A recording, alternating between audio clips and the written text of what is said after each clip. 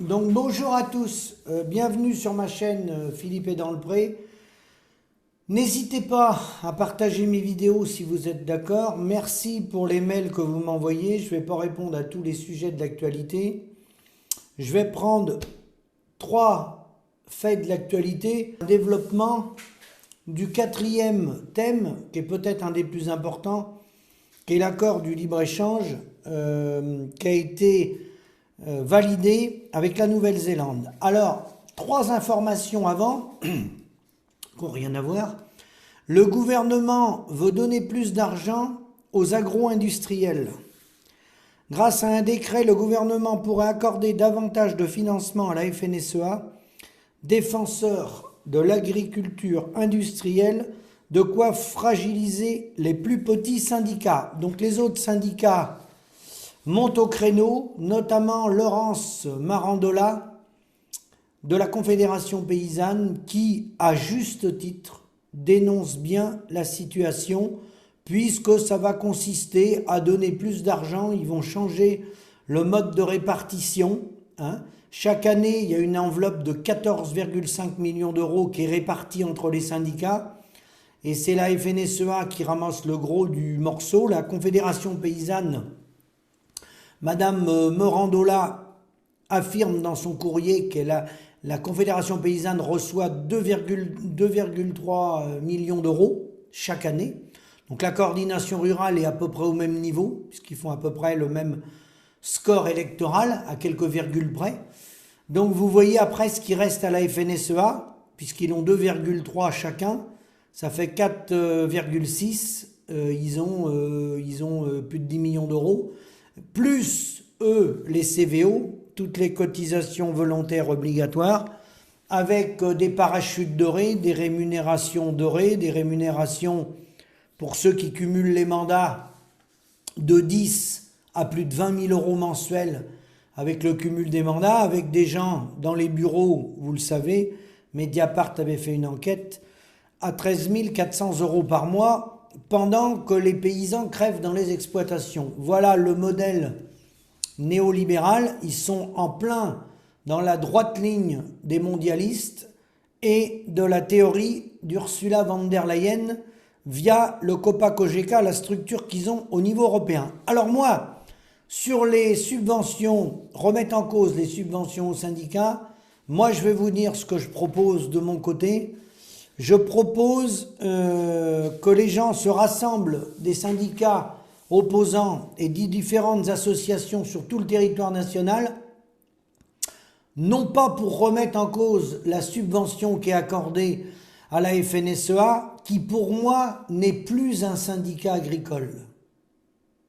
C'est un syndicat aux mains de l'industrie agroalimentaire. C'est le syndicat des lobbies. Pour preuve, vous tapez sur Internet, 1959, il y a eu le regroupement du COPA avec le COGECA. Le COPA, c'est les 27 FNSEA en Europe qui ont fusionné, et ça s'appelle le COPA-COGECA. Donc, ils représentent l'industrie agroalimentaire, mais ils ne défendent en aucun cas les paysans. D'ailleurs, sinon, ça serait le bilan. Je n'ai pas besoin de vous le refaire. Je vous le referai dans d'autres vidéos. Vous le connaissez, le bilan. D'accord ? Donc ce n'est plus un syndicat agricole, donc il faudrait faire une pétition pour que ça ne soit plus reconnu un syndicat agricole. C'est un syndicat collabo aux bottes et représentant de l'agro-industrie et de l'agroalimentaire. Deuxième thème, vous m'avez envoyé, quand le géant industriel du porc français fait main basse sur les fermes. Oui, alors c'est la Coperle. Alors je vais vous dire, la Coperle, oui, effectivement. La Coperle, c'est sans doute une des coopératives où il y a le plus de dictature. Mais moi, j'en ferai même pas une affaire, vous voyez, de la Coperle, qui l'ont des parts dans des exploitations, parce que globalement, c'est pareil avec les autres. Pourquoi ? Quand on est attaché, comme on est attaché, puisqu'il y a quelques acteurs qui achètent la marchandise, quand vous travaillez avec Sodial, ou Lactalis, ou LDC, ou Bigard, ou le groupe Vendry dans les Vosges, ça change pas grand-chose. Ça change pas grand-chose. Si vous quittez Sodial pour aller à Agrial, vous êtes toujours tenu. Ils sont rattachés à la coopération agricole. Tout le monde est dans le même bateau. Donc, quelque part, même s'ils n'ont pas de part directe dans vos exploitations, par l'endettement qu'on a créé à cause de ce modèle, l'endettement qu'on a via les fournisseurs, via la coopérative éventuellement, mais via les banques, quelque part, on est attaché à produire. Donc, les banques souvent financent jusqu'à hauteur du capital, des capitaux propres de l'exploitation ou du foncier de l'exploitation, mais entre guillemets, le fait de ne pas avoir de levier pour pouvoir mettre en concurrence nos acheteurs, qui, je vous le rappelle, ont la facture, on n'est même pas capable de rédiger notre facture, on a perdu notre carnet de facturation, ça n'a pas grand intérêt de montrer, bon, on a montré du doigt la Cooperl très bien, mais c'est pareil ailleurs. En fait, le vrai problème, c'est avant de s'installer, les études d'installation sont des études dignes du Moyen-Âge et ça continue, on en a la preuve chaque jour et chaque semaine à travers mes collègues avec qui je fais des réunions pour le SAMU social agricole à côté de mon activité, et on voit bien que les études d'installation sont fausses. Déjà, ils prévoient un SMIC de rémunération dans les installations, c'est un scandale. Prévoir un SMIC de rémunération à un agriculteur dans un élevage laitier, de veaux, de lapins, etc., c'est un scandale. Je dis bien un scandale de prévoir un SMIC. Et malheureusement, la plupart, ils ne sont pas au SMIC. Donc les études de l'aveu eux-mêmes des gens qui les ont fait, qu'ils soient des chambres d'agriculture ou des centres de gestion, ça n'a pas d'importance, ils s'arrangent pour faire passer l'étude. Voilà, point barre. Parce que le but du jeu, vous le savez, c'est de remplir la mission, de faire tourner l'agroalimentaire et l'agro-industrie, donc il faut recruter des petits soldats. Surtout que les soldats anciens, les vieux soldats, ils arrivent à la retraite, ils ont du mal à marcher, donc faut que le drapeau il passe aux petits soldats. Il faut avoir des relayeurs. Vous voyez, on est dans une course, il faut des relayeurs, parce que si on n'a pas de relayeurs, vous savez bien, on va s'appauvrir, c'est bien connu, on va perdre notre souveraineté et les Allemands vont nous piquer nos parts de marché. Voilà. Sauf que les Allemands, ils sont comme les petits soldats français, ils ne gagnent pas plus d'argent, ils sont essoufflés, ils se sont enterrés avec leurs méthaniseurs. Donc voilà la situation globalement sur le monde agricole. Mais de dire que la Cooperl, c'est pire que les autres, je ne suis pas certain. C'est un modèle économique qui consiste à attacher les agriculteurs à l'acheteur, à l'industrie agroalimentaire, point barre. Dernier exemple que vous m'avez envoyé, le groupe Michel. Le groupe Michel, c'est la volaille. Le groupe Michel veut redonner du sens au métier d'éleveur.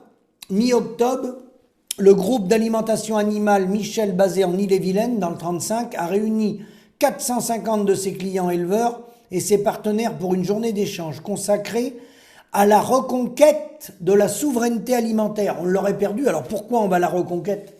Je sais pas, moi je pense qu'on a travaillé dans nos exploitations. C'est bizarre qu'il faut aller à la reconquête. Clients producteurs de viande de Bretagne, des Pays de la Loire et de la Normandie. Christiane Lambière était invitée. Vous savez, ça c'est la dame qui refuse de répondre aux questions parce qu'elle n'est pas capable d'y répondre. Et c'est elle, avec ses amis, qui est responsable de la situation. Entièrement responsable de la situation actuelle, puisque cette organisation conduit le monde agricole depuis 1946.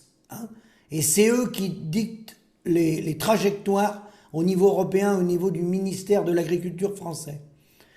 Christiane Lambert a restitué les enjeux nationaux et européens de la souveraineté alimentaire, tandis que les industriels ont rappelé que leur avenir était lié à celui des éleveurs. Ah oui, là il parle des éleveurs, parce que c'est le déménagement du territoire. Le forum s'est poursuivi par la présentation de solutions concrètes, de fournisseurs d'équipements et par la mise en pratique par des éleveurs témoins. Donc il va falloir trouver des collabos témoins qui vont expliquer que ça fonctionne dans les fermes alors qu'il n'y a pas de revenus. Dans ce climat de dénigrement de l'élevage, nous voulons dire aux éleveurs que rien n'est perdu, si nous y mettons tous pour défendre et développer l'élevage, notre ambition est de les accompagner pour les aider à débloquer leurs freins, a résumé Ludovic Michel. Le groupe Michel représente 4% de la fabrication française d'aliments du bétail. Oui, c'est très très loin, c'est un tout petit faiseur par rapport au groupe Avril et tous les gros intervenants, le groupe InVivo. Donc vous avez vu le début de la phrase, dans ce climat de dénigrement. Mais non monsieur, arrêtez les manœuvres, arrêtez les manœuvres. Le dénigrement n'a rien à voir, monsieur. Donnez-nous par département le nombre d'exploitations qu'on a arrêtées en volaille, en ce que vous voulez, en cochon, en lapin, en production laitière, à cause du dénigrement fait par des gens de la société. Je pense que vous visez les écologistes, que ça soit écologiste ou pas, ou vegan, c'est pas mon problème. Donnez-moi le nombre d'exploitations qu'arrêtent actuellement et qu'on a arrêté à cause de ça. Rien à voir, monsieur. Ce qui fait arrêter les gens, c'est le modèle économique, c'est l'économie. Il n'y a plus de sous dans les exploitations. Voilà la réalité. Inutile de se cacher derrière ça, le dénigrement. Ça n'a rien à voir avec le dénigrement. Alors j'ajoute, puisque vous aviez invité Madame Lambert, que vous feriez mieux de répondre aux questions et de ne pas faire diversion. Si les gens quittent les exploitations agricoles, ce n'est pas à cause des immigrés. Le débat d'immigration qui est mis sur les grands plateaux télévisés tous les soirs par les grands médias pour manipuler la population. Rien à voir avec l'immigration, rien à voir avec l'agribashing, rien à voir avec le climat non plus. Le climat, il est plus volage, il pose des problèmes, ça existait par le passé, mais un climat, on s'adapte au climat et on reconnaît les gens à travers des coûts de production. Le déménagement du territoire par les agriculteurs, il vient tout simplement de l'absence de rémunération. Alors, cherchez à continuer à manipuler la population comme vous êtes en train de le faire. Quand on voit des gens à la télé ou sur les réseaux qui disent que les agriculteurs ils ont manifesté, faux monsieur. Les agriculteurs n'ont pas manifesté ces derniers jours. La FNSEA a emmené les petits soldats JA faire des manœuvres pour être visibles en vue des prochaines élections. C'est pas la même chose. Et quand ils disent qu'il y a trop de paperasserie, trop de contraintes administratives, il y en a dans tous les métiers, messieurs, des contraintes administratives. Ça n'a rien à voir avec l'arrêt des exploitations. Et puis alors, pardonnez-moi quand même, pardonnez-moi, hein, mais j'ai reçu des dizaines et des centaines d'SMS et de mails, pardonnez-moi. Mais en 2023, aller retourner les panneaux et dire on marche sur la tête, je pense qu'il faudrait consulter. Hein. Je pense qu'il faut consulter des médecins. Parce que là, on marche sur la tête, aller retourner des panneaux, alors qu'il manque de 50 à 120 000 euros de produits départ ferme dans les exploitations d'élevage, suivant la taille des élevages, et nous parler des problèmes administratifs, la couleuvre elle est grosse, mais on ne va pas l'avaler. Hein. On ne va pas l'avaler. On ne va surtout pas l'avaler. Et qu'on ne nous fasse pas croire que c'est l'offre et la demande. Parce que la camelote, il en manque. C'est pas l'offre et la demande. C'est vous, avec vos multinationales de l'agroalimentaire, qui pillez les paysans. Pour preuve, là, je vais prendre un exemple qui n'a rien à voir avec la grande distribution. Ni M. Schleicher de CU, Édouard Leclerc, ni le groupe Lidl. Je vais prendre l'exemple des broutards, c'est-à-dire les veaux qui sont sous les races à viande, les vaches allaitantes. Je précise, pour ceux qui ne sont pas de la profession agricole, c'est des veaux qui restent sous les mers dans les productions viande bovine. Bon. Ils ont été à un moment donné sur des races bien précises, des partenets, des veaux finis à l'aliment, très beaux, entre 320 et 350 kilos, 3,95 € le kilo. Ils sont descendus à 3 €. Le gars n'avait pas voulu les vendre.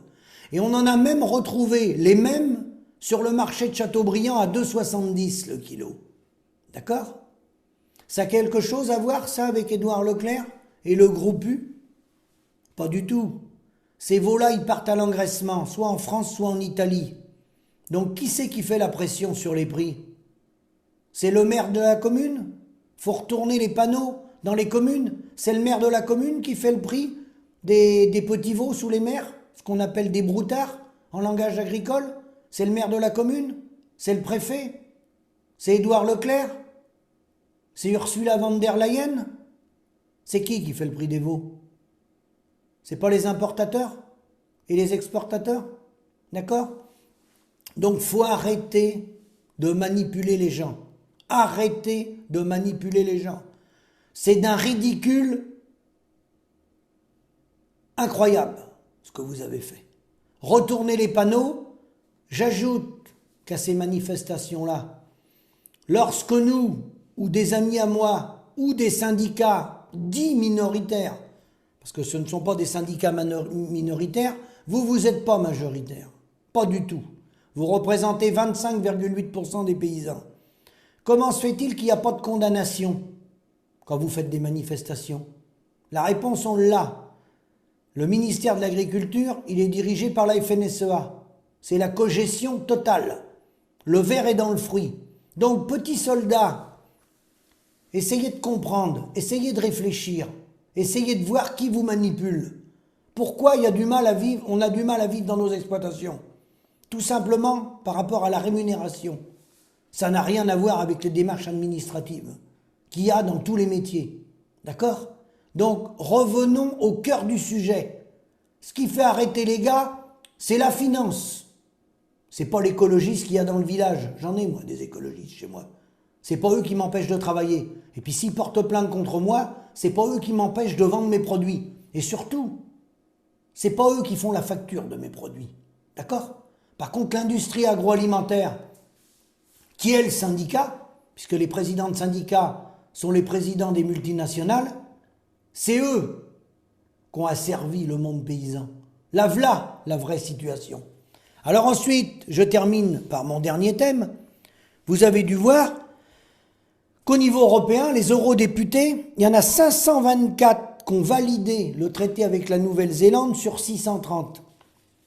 Si ça, c'est pas une catastrophe, importer plus de viande, plus de lait, plus de fromage, plus de beurre, de pommes, du kiwi, etc., etc., à 20 000 km de nos frontières, ou je crois à peine 19 000 km, si on veut être très précis.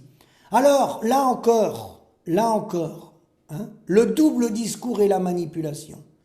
J'ai entendu des gens qui faisaient croire, comme Arnaud Rousseau ou d'autres, alors que vous avez validé tous les traités de libre-échange, tous sans exception.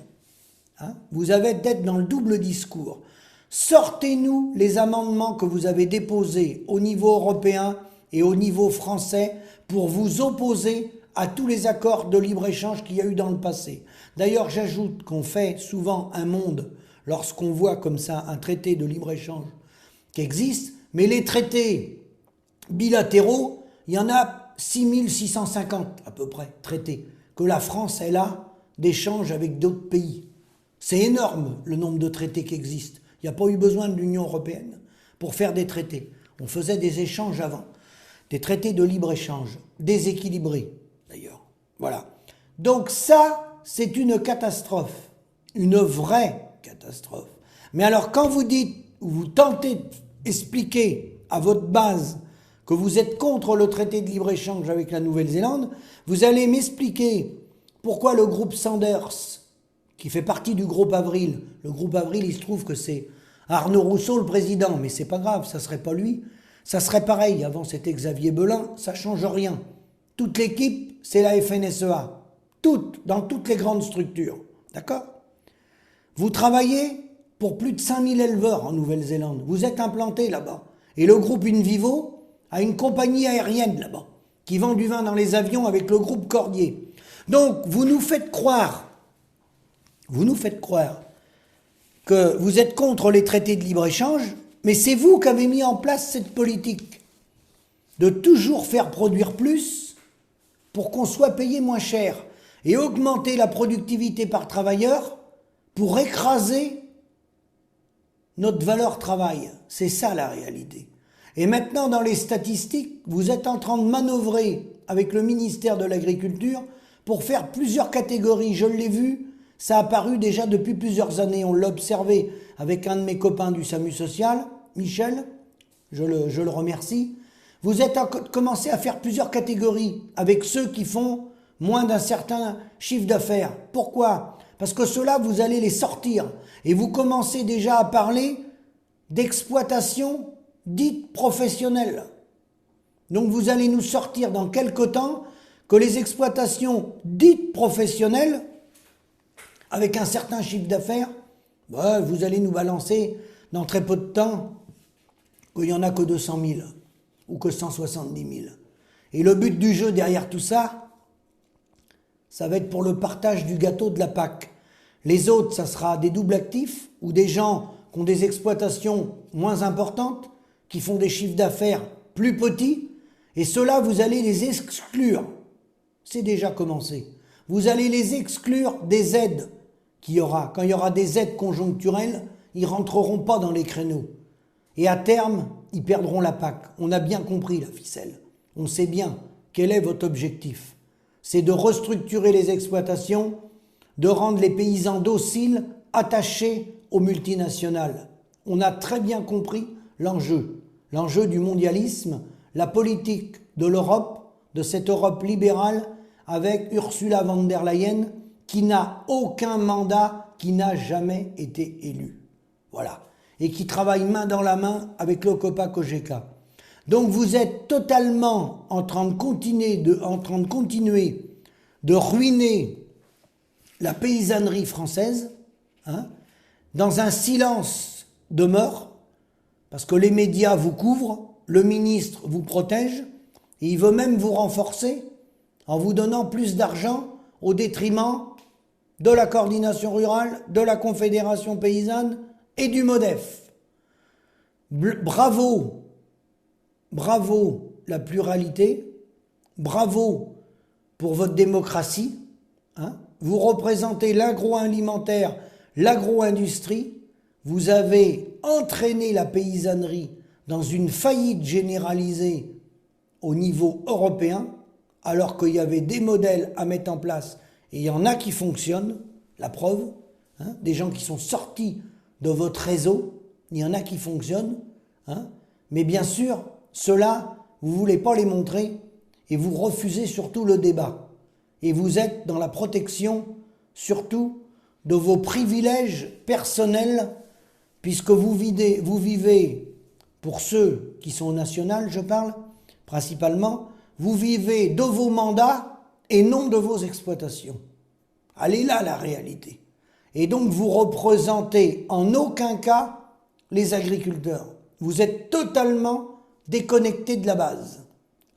Alors la base, vous arrivez encore à en manipuler une petite partie, parce que là pour arriver à convaincre des gens de retourner des panneaux, j'avoue que celle-là elle est bonne. Celle-là elle est bonne. Les gens sont volés tous les jours et toutes les semaines dans leur exploitation par le prix des parts fermes, et vous allez retourner les panneaux des communes. Là, chapeau bas. Chapeau bas. Je vous dis merci, bonne réflexion. N'oubliez pas, la trahison continue avec la Nouvelle-Zélande. Il y en aura d'autres, c'est une grande continuité. C'est validé par les Républicains, c'est validé par la République En Marche, c'est validé par tous les libéraux qui refusent de reconnaître un modèle basé sur la souveraineté entre les États et non le libre-échange. On reprend notre souveraineté nationale. Merci, à bientôt.